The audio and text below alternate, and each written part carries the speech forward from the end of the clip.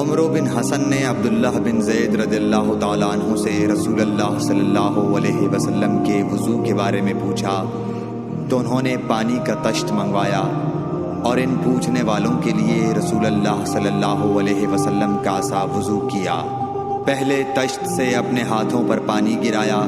پھر 3 بار ہاتھ دھوئے، پھر اپنا ہاتھ تشت میں ڈالا اور پانی لیا، پھر کلی کی، ناک میں پانی ڈالا، ناک صاف کی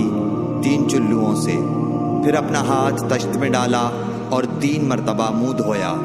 پھر اپنے دونوں ہاتھ کوہنیوں تک دوبارہ دھوئے، پھر اپنا ہاتھ تشت میں ڈالا اور سر کا مسح کیا، پہلے آگے لائے پھر پیچھے لے گئے 1 بار، ٹخنوں تک اپنے دونوں پاؤں دھوئے۔ صحیح بخاری حدیث نمبر 186۔